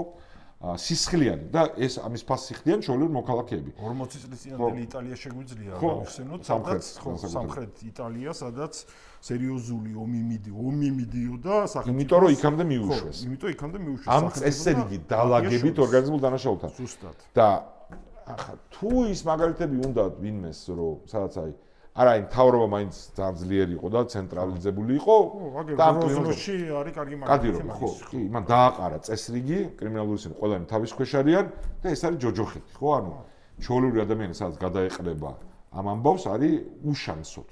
და ამიტომ ამ კადრებს ყველანი ვინც უყურებთ, აი რაც საქართველოს სასამართლოში ხდებოდა, აი კრიმინალურ გამოწევას და ერთ ბანდის ძალიან ავის მომასწავლებელი. ხო, ანუ უნდა შევშფოთდეთ და არა იმიტომ რომ თქვათ რაღაცა იქ ვისაც ახლა ავიწროვებენ იმათი თანაგრძნობა უნდა გქონდეს, ხო, რომელსაც თვითონაც ამავე სამყაროდან არიან. არა, ეს რო შესაძლებელია მოხდეს და ასეთი ჯგუფები რო არსებობენ და რო რეჟიმისთვის ეს ყველაფერი არათუ მისაღებია, ხელსაყრელად მიაჩნია და მე რო იყენებს, ეს გზა მიგვიყვანს ან ერთ ან მეორე ვარიანტამდე აი ამ ჯოჯოხეთების, რაც ყველა ჩვენთაგანის ვინც ამ ქვეყანაში ცხოვრობთ და აპირებთ რომ ვიცხოვროთ ბედზე აისახება. ხო, იმიტომ არავინ არ იცის ის ბრმატყვია, რომელსაც ესეთ ვითარებაში უფრო ხშირად ისვრიან, ანუ ეს ჯოჯოხეთური კადრების ის დამავიწყდა ხა რომ მეხსენებია, უბრალოდ უკვე იმ დონეზეა, რომ ის ვიღაცა რო დაიჭირეს MMA-ის მოჭხუბარი თუ რაღაცა ქართველი ეს ქურდებს იცოცხლე რესტორანში რო ყვიროდა ვიღაცა ვინც მაკაცებს ერთად და ჩვეულებრივად რო ისროდა. ანუ ხო ხდები, ეგ მახსოვს მართლა 90-იანებიდან ძალიან ჩვეულებრივი მომავალი იყო, ჩემთან უბანში ესე გამოდიოდნენ და ისროდნენ, ხო პატარა რო ვიყავი რა. მაგრამ აი ამას რო უყურებ, რო ქართულ რესტორანში შეიძლება თუ სადღაც იჯდე, ამ ადამიანებსაც იქ ვინც იჯდა და მე ის გაირკვა, რომ ესენი არ არიან ვიღაც ძალიან კრიმინალური სამყარო, ჩვეულებრივი. კი და სოციალური მედია მაგას არის ხო, გასაგებია რომ იქ ხო გაჩვენებს უფრო ისეთ სურათს ხო, საფასე არ არის შეიძლება საქმე, მაგრამ ანუ ზღვა ნიაღვარია რომანტიზების, არა რაღაცა ჩვენი ეროვნული გმირების, საქართველოს თავისუფლებისთვის და იმისთვის მაგათ კი არა, მაგ გვერდებს გულისხმობ ხო? მაგ ის ნორმალური ხალხიც ბევრია ხო, ვინც უნდა იყოს განსადიდებელი ჩვენი ისტორიისთვის, იმათზე აკეთებს პროდუქციას სოციალურ მედიაში, მაგრამ უზარმაზარ ნიაღვარია კრიმინალური წარსული თუ აწყო ავტორიტეტების ეგრეთ წოდებულის რომანტიზების და წარმოჩენის და რუსული თანასწორია ეს ხო თქვა რუსული ის არის მუსიკა რუსული ადევს მიმდინარე ამას ლამისა ყოველ მესამე ვიდეოს ქართულ კონტენტზე ეგეთი ისადებს რუსული რაღაც კრიმინალთან დაკავშირებულს და ამიტომ ყველას უნდა ახსოვდეს რომ ეგ ორი უბედურება და ჭირი ხო ჩვენი ქვეყნის დამოუკიდებლობის მტრების პოლიტიკური ამოცანები რუსეთის სახელმწიფო წაგვართვან და ეგ სუბკულტურა ეს კრიმინალური ერთმანეთთან არის აი ესე გადაჯაჭვული. იმისდა მიუხედავად რომელიმე ცალკეული წარმომადგენელი თუ რამე საპირისპირო შეხედულებების იყო, იმიტომ იქ მოყავთ ხოლმე რომ აი ესეთი იყო და საქართველოს დამოუკიდებლობა უნდა შეიძლება ეგეთიც ყოფილიყო, ოღონდ ეგ არ ცვლის საერთო სურათს, რომ ეგ მოვლენა არის ნაწილი ჩვენი სახელმწიფოს თავისუფლების დამოუკიდებლობის ქართველობის მტრების ინსტრუმენტი და იარაღი. ხო, ამიტომ ის გარემოება, რომ დღეს შეიძლება მეგობრებო, ბევრი ჩვენთაგანს ეს პირდაპირ არ ეხება, ანუ ეხლა ჩვენ არ გულისხმობთ პოლიტიკოსებს საკუთარ თავს, რომელსაც ყოველდღიურობაში შეიძლება ეს პრობლემები ეხებოდეს მართლა, მაგრამ თქვენ, რომელიც ფიქრობთ, რომ დღეს ეს არ გეხებათ, არავის არ მინდა ეხლა ცუდი უსურვოთ, მაგრამ ეს შეიძლება გახდეს მათ შორის თქვენი ხვალინდელი რეალობა, ამიტომ აუცილებელი აი ესეთი პრობლემებზე თვალის არ დახუჭვა და საერთოდ ანუ ნებისმიერი ტიპის მიმღებლობის, საზოგადოებრივი მიმღებლობის ამოძირკვა. ეს არ არის სადაც შეიძლება ჩვენ თავს იმის ფუფუნება გქონდეს, რომ რაღაც კომპრომისები გავაკეთოთ და შემწყნარებელი ვიყოთ კიდე ერთი ასპექტი რატო არის ეს რეჟიმი ამ რეჟიმის ჩამოცილება ძალაუფლებიდან აუცილებელი. ხო, ამათი ჩამოცილების გარეშე იმდენად არის უკვე სტრუქტურულად ამაზე დამოკიდებული, მათ შორის ძალაუფლება შენარჩუნების თვალსაზრისით და ჩვენ ზუსტად გვახსოვს და ეხლა ნუ არ ვიცი ეხლა სანახევროდ ჭორია და სანახევროდ ქალაქში ცნობილი ამბავია მათ შორის ჟურნალისტებზე თავდასხმა და მათ შორის პარტიული ოფისების დარბევა კრიმინალური ჯგუფების მათ შორის თათმინდელების მონაწილეობითაც მოხდა გედედეს პოლიციელებთან ერთად ანუ ერთობლივი ოპერაცია ჩაატარეს რა ეს არის სანახევროდ ოფიციალური ვერსია მაგრამ ხო ამიტომ მოვჭეთ ამ ნაწილს და ეხლა ნიუსები, რომელზეც გვინდა ყურადღება გავამახვილოთ. პირველი, რომელიც არის, ანუ ძირითადად ბევრმა გაიგო, რომ ქართველების გადასახლების 420 წლის თავი აზეიმა ირანის ისლამური რესპუბლიკის საელჩომ რეჟიმის წარმომადგენლები რაღაც დიდი ღონისძიება მიუძღვეს, სადაც ბიძინა ივანიშვილის წარმომადგენელი ანზორ ჩუბინიძეც იყო მისული, ანუ ბიძინა საგარეო საქმეების მოადგილე და რაც თავად საგარეო საქმეთა მინისტრის მოადგილეზე მნიშვნელოვანი მიმაჩნია, რომ ჩუბინიძეს მისულა იყო, იმიტომ ეგ იმას ხო იმას აჩვენებს, რომ ივანიშვილიც დგას უკან ნაბიჯის უკან და შემდეგ ამას მოყვა ხო სრულიად სამართლიანი და საბუზვლიანი შეშფოთება, იმიტომ ხო ქართველების გენოციდის თარიღია. ხო, იმას ეხლა აღარც ვახსენებ, ხო რადგან გქონდა ვიდეო რომ ასეთ მომენტში როცა გაანაცეს და ზოგადად რა ჟესტებსაც აკეთებენ ირანთან რა რო აქეთ ბანაკში პოზიციონირებენ თავისუფალი სამყარო შტატების და იმის წინააღმდეგ მაგრამ ამის მიღმა ამბავზეა ლაპარაკი გავრცელდა ანუ არის ერთი ქართული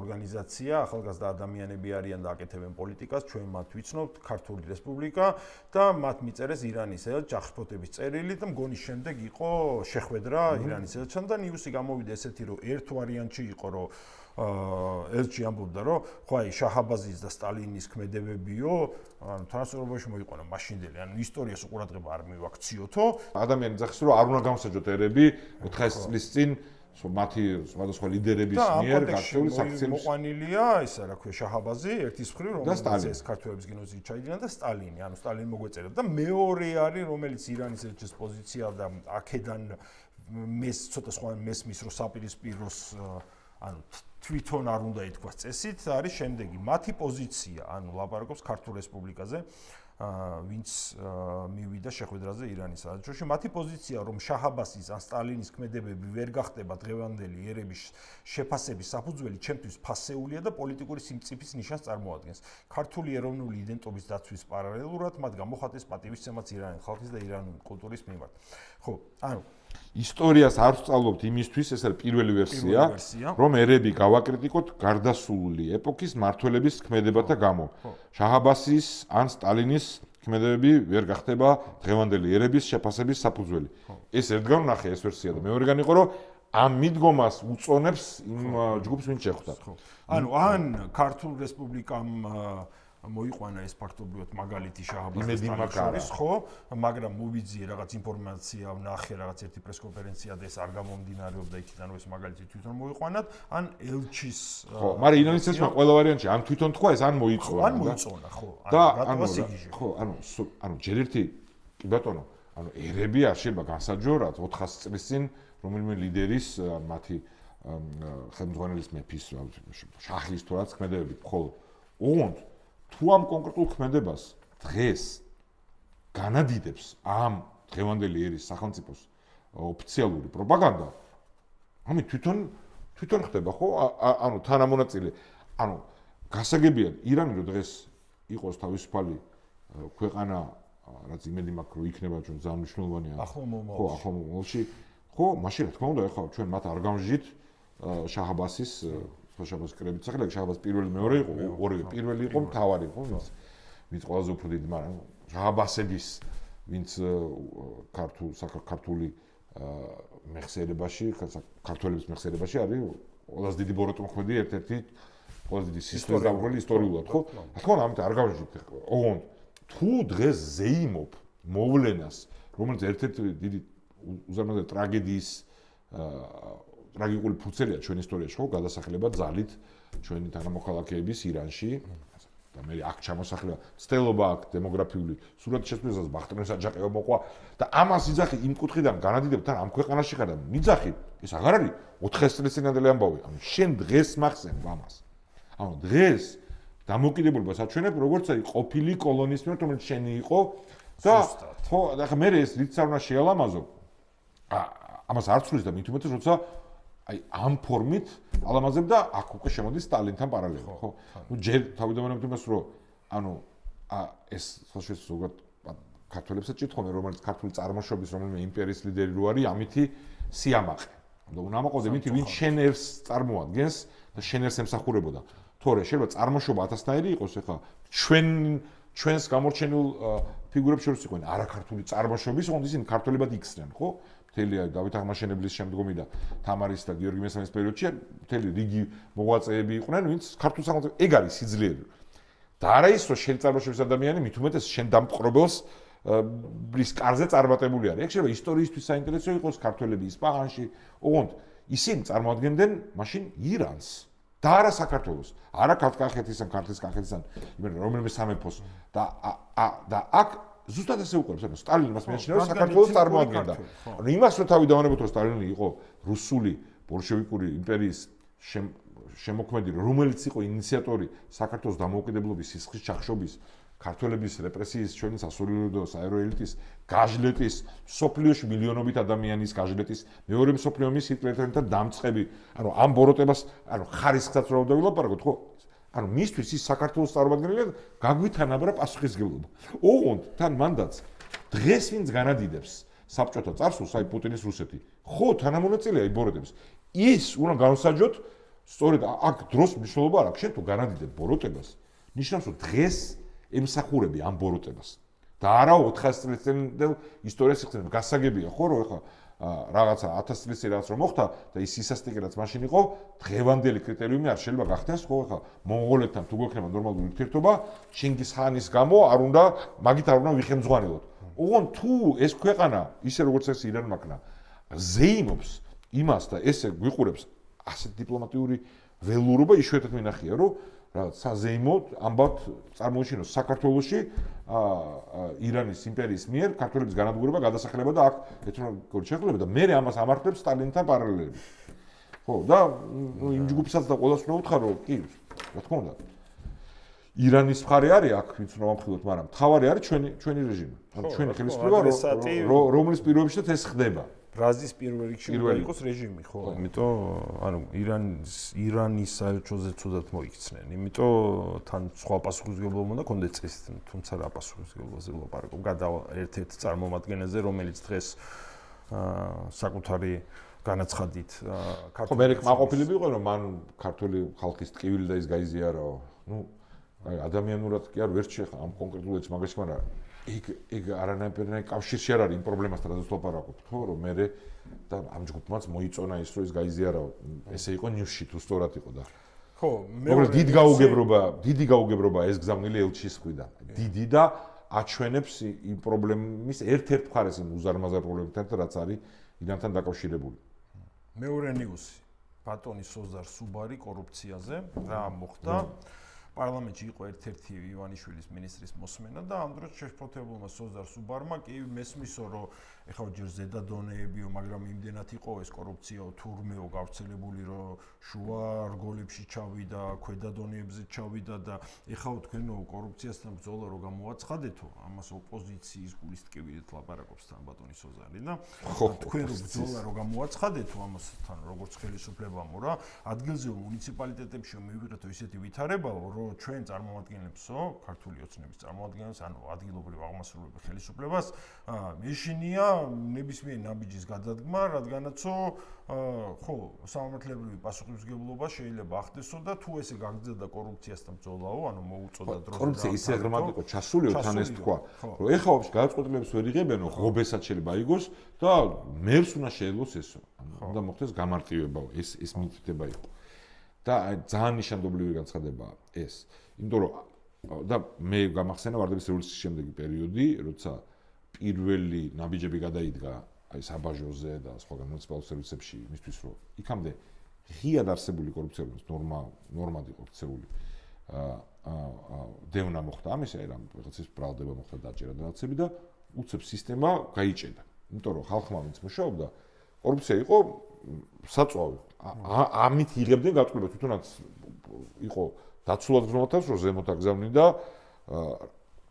გაწერილი იყო ნიხრები, კატეგორიები, ყველაფერი იცოდა. ხო, ყველაფერი ქონდა და თუ როცა ეს დაირღვა და მით უმეტეს როცა არსებობდა უზარმაზარი ქაღალდზე არსებული რეგულაციები და წესები, რომელიც ისედაც აშკარად შაბიამნის პარტია იყო და მე ამაში თვითონ ვერც ერკვეოდა. ამიტომ გაჩერდა, ანუ ჩვენ მივიღეთ და გაიჭედა უამრავ ადგილზე ერთ-ერთი სხვა შორის მაგალითი იყო იმ დისკუსიაში, რომელიც მაშინ გუნდის შიგნით იყო და რასაც მოყვა ის ცნობილი პაკეტი კახაბენდუქიძის მომზადებული დერეგულირების 2005 წლის. როცა ათასობით ამ ტიპის ქვესტრუქტურა და რეგულაცია ჯამში იქნა გაუქმებული, რომ თქო ერთ-ერთი არგუმენტი იყო, როდესაც ამ აუგიას თავლების წმენდას იწყებ, ხო, ანუ მან თუ არ გაამარტივებ, თუ ახალი თამაშწესებაში არ შემოიღო, რომელშიც ბიუროკრატიას რესურსი აქვს, რომ იმის იხელმძღვანელოს ხო იქ თუ ძალიან დიდი ტვირთი აქვს, უბრალოდ ვერ შეიძლება და ამიტომ რამე რო არ დაბრუნდეს, საერთოდ იტყვის რომ არა. ანუ არ იმაშუა, არ ვეკარები ამას, ხო? ანუ გაჩერდება ყველაფერი. ხო, გაჩერდება. მე არ მგონია რომ ეხა მაგ პოლიტიკურ ნებასთან მქონეს საქმე, უბრალოდ ეხა შოკის ქვეშ არიან, ხო, მათ ხელმძღვანელობამ დაიჭირეს და სანამ ახლებურად დაალაგდება ვერტიკალი, აი მანამდე ტკივილების გამოხატულება ეს ამ გამორჩეული კარგად აჩვენებს უკვე ეს ტკივილები რომ ვერტიკალის ყველა შრეში არის შესული და მე რატომაც გონია რომ დერეგულირებას ესენი არაპირებდა და მე ხა ჰაიეკი წავიკითხე და მაგზის მიმდევარი ვარო სოზარი არა მაგრამ აი ეს გულის ტკივილი რაც ისე გითხრა რომ მაშინაც ახლა რახან გავიხსენე მოუგულოდ დიდი წინამდებობა შეხვდა პარლამენტში სრული უმრავლესობა ქონდა მაშინ ხო მართლ გუნდს ან სომოძრობას რაც მეც ვიყავი ხო გასე მაჟორიტარები ძველი იყო და შეიძლება პოლიტიკური ინიციატივა ძალიან დიდი იყო მაგრამ მაგ პაკეტს 2005 წლის ბენუქიძის შეხვდა სერიოზული მათ შორის ზოგი ნორმალური ადამიანისგან დეპუტატებისგან უმრავლესობის ნაწილისგან თქვენი გუნდის დეპუტატებისგან მათ შორის და ზოგიერთ ხელმძღვანელი პირისგანაც ხო მე თავის დროზე უფრო დეტალურად გახსენებათ შეიძლება მაგრამ ამ შემთხვევაში არც ვიხსენებ ხო რომ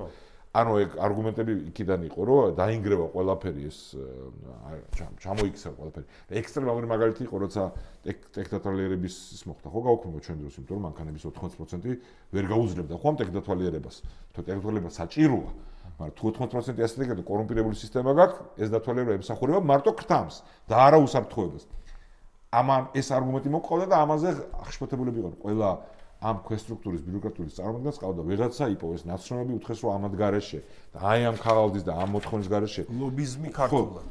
ხო და დიდი წინამდებობის გადაახვა დაჭირდა პოლიტიკურად მაშინ მართულ გუნდს. მაგრამ ეხლა მე არ მგონია რომ ეხლა ეგ იყოს დისკუსია.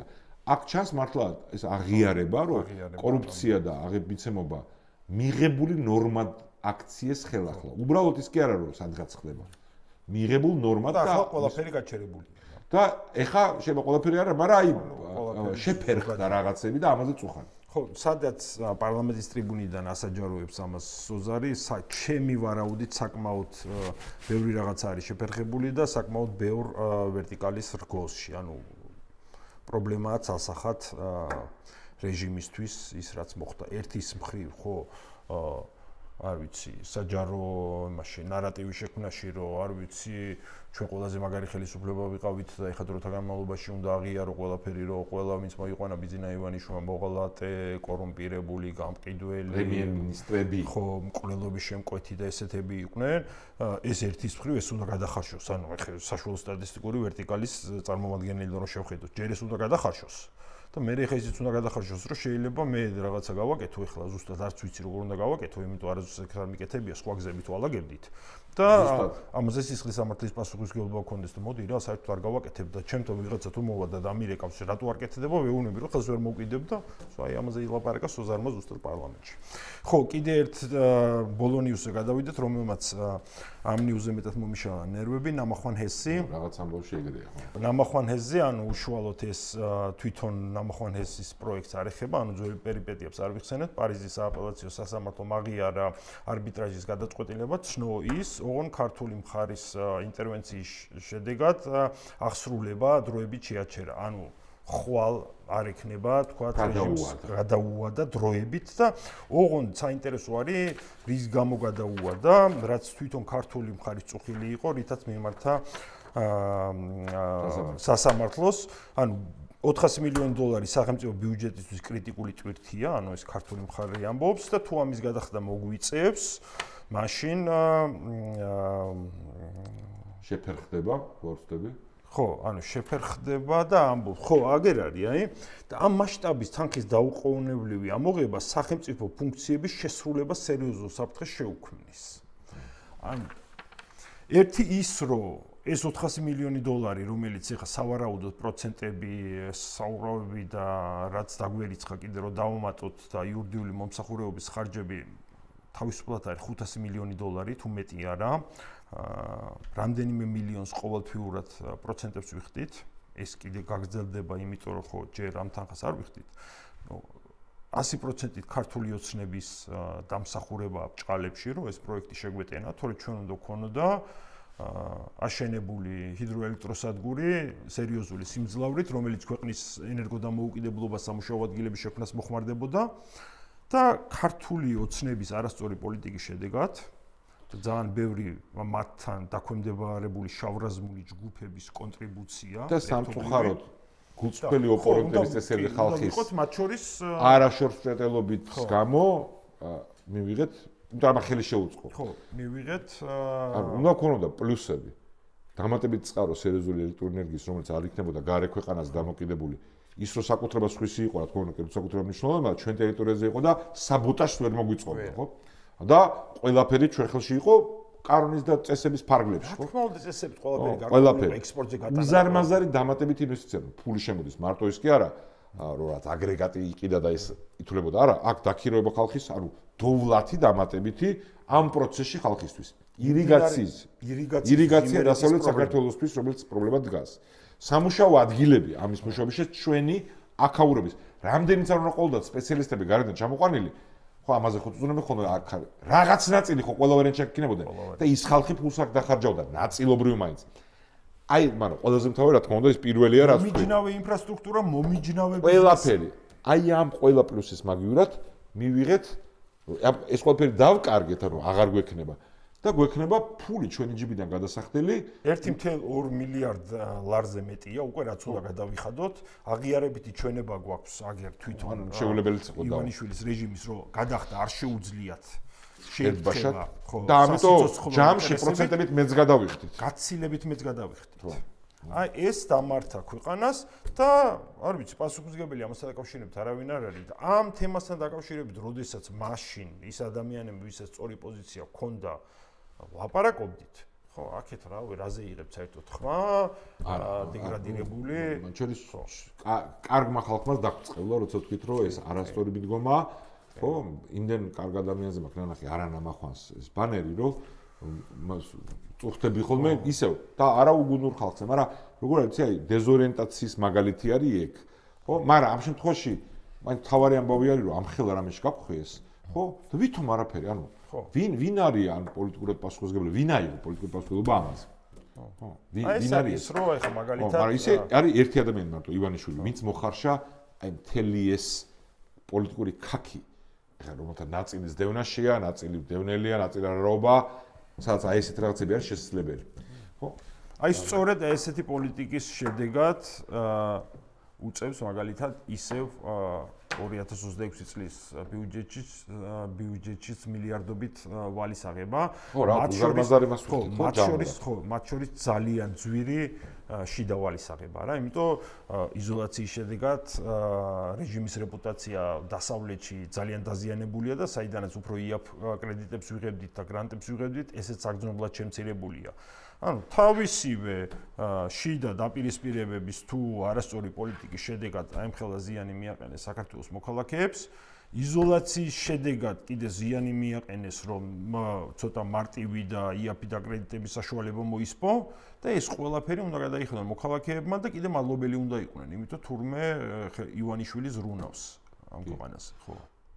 რეალურად სანამ ამ რეჟიმს არ შევცვლით, მანამდე ყველა ამ ტიპის პრობლემა მხოლოდ გაღრმავდება. ხო, ამ ტიპის პრობლემა და უამრავი კოლაფსამდე არ მივა. ხო, კოლაფს მაგას უძახი რა. ნებისმიერი რაზეც ვილაპარაკეთ, კრიმინალზე, სადაც კრიმინალი, სახელმწიფო და ბიზნესი ესე გადაჯაჭვული, იქ ჩვენ ძალიან ბევრი პრეცედენტი და ვიცით მათ შორის საერთაშორისო, რომ ნებისმიერი დიდი ინვესტიცია ჯდება 3-ჯერ, 4-ჯერ და 5-ჯერ მეტი, იმის გაკეთების ხარისხი არის გაცილებით ცუდი. და ხო, ეს აწובה თითოეულ ქვეყნის მოქალაქეს ყველას ახსოვს ამ უტიფარი პოლიტიკოსის დაპირება იაფი ფული, უფასო ფული. 1%, 2%. უფასო ფული. არა, სანამ ეს რეჟიმი არის, ყველაფრის ფასი გაგვეზრდება უსაფრთხოების კეთილდღეობისკენ სვლის. მიუხედავად იმისა, რომ ამხელა ასე ვთქვათ, გამართლება ქონათ ხო რუსული აგრესიის შედეგად უკრაინაში, რუსეთის იზოლაცია და ამის შედეგად უდიდესი საქართველოს მასშტაბისთვის უდიდესი კაპიტალი დაიძრა, ხო, არა ამ რეჟიმის ნაბიჯების შედეგად, არა მარტო აქ ყველგან, სომხეთშიც ყველგან საწავიდნენ. ამის მიუხედავად ეგ ყველაფერი შეიძლება ეგ არ არის ბალიშეგა, რაც აი დროებით რო არის, იმიტომ რომ თუ არაჯანსაღია ეკონომიკური მექანიზმი და პოლიტიკური მექანიზმი ქვეყანაში, სისტემა, ეს არ გიშურდეს, რომ დროებით მოგცეს, რაღაცა დაილეკება ვიღაცისთვის კარგია, შემოსავალი აქვს, იმიტომ რომ ეს ფული შემოვიდა, მაგრამ პერსპექტივაში გვაქვს კრიმინალის და ძალადობის საფრთხე, ძალადობრივი ქაოსის ან ტირანიული ძალადობრივი რეჟიმის ჩამოყალიბების, ეკონომიკური სიღარიბის, ყველაფრის გაძვირების და სრული იზოლაციის და ბოლო-ბოლო ჩვენი სახელმწიფოებრიობის არსებობის გარემტრის მიერ ამ ყველაფრის გამოყენების გამო რუსეთის მხრიდან. და საქართველოს მოქალაქეებმა ეს არ უნდა დაუშვათ და მე მჯერა რომ ეს ასეც იქნება. ამიტომ ის წინააღმდეგობა რომელიც დაწყებული აქვს ჩვენ საზოგადოებას თან მიმდევრულად უნდა გაგრძელდეს და დარწმუნებული ვარ გამარჯვებამდე გაგრძელდება მარო მაყაშვილის გარდაცვალების დღე იყო და ამიტომ გავიმარჯვებთ სახელოვნად. ამით ავასრულებთ. მადლობა ყველას. მადლობა ყურადღებისთვის.